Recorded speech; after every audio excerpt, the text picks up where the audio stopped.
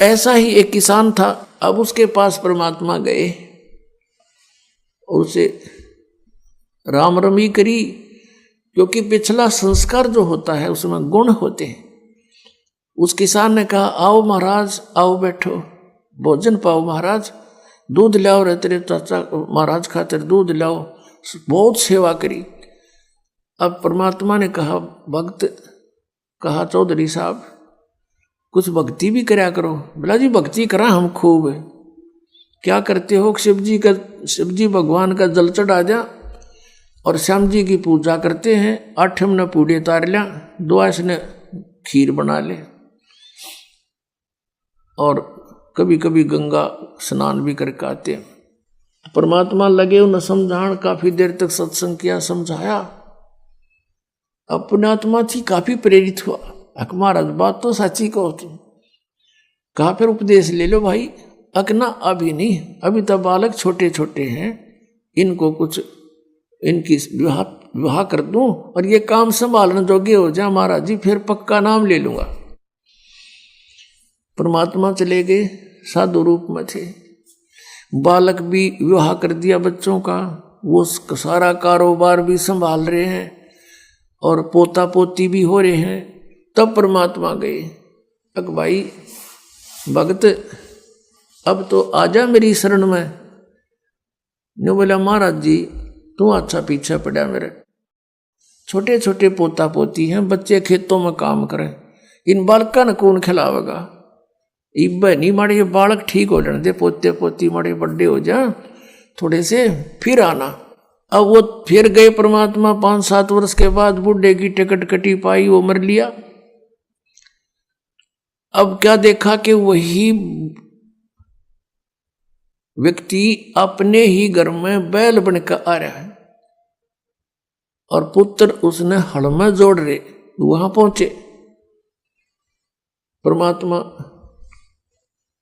अब वो बच्चे जाने थे महाराज को कि आओ महाराज जी आगे। कहा गया भाई, बोला भाई डटिए, 1-2 बात कर लो तेरे पिताजी तय।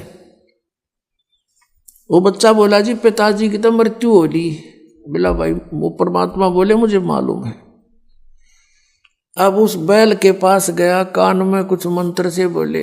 वो उसने तो मंत्र लागे थे, परमात्मा उसकी भाषा में बोल रहा था। तो बैल ने अंदर से बोल तो वो नहीं सके था, अंदर की भाषा भी जानते हैं मालिक।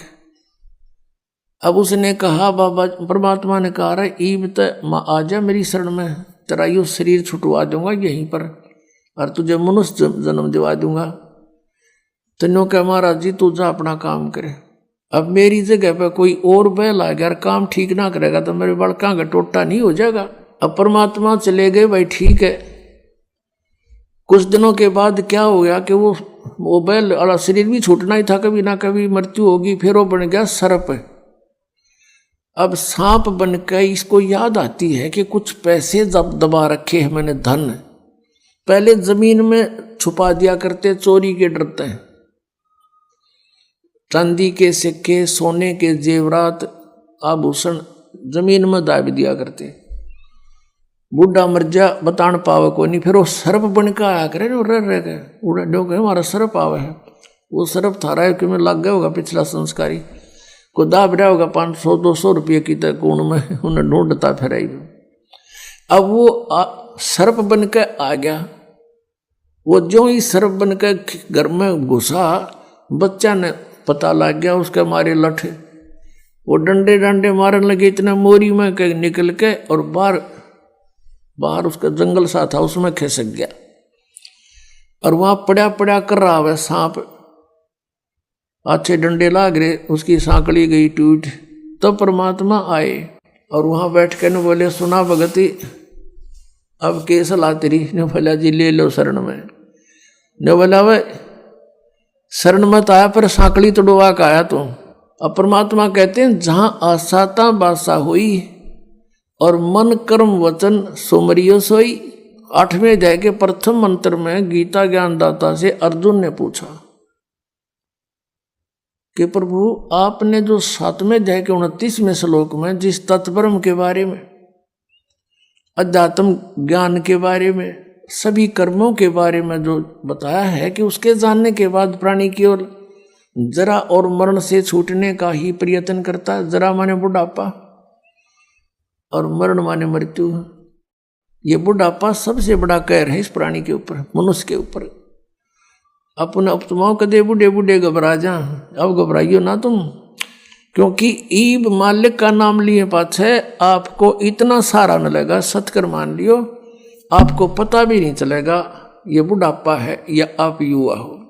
दिखण में बुढ़ापा होगा लेकिन कष्ट नहीं आने देगा दाता, और थोड़ा बहुत आता है तो तुरंत ठीक करेगा। कति ये गारंटीड बात समझ लेना।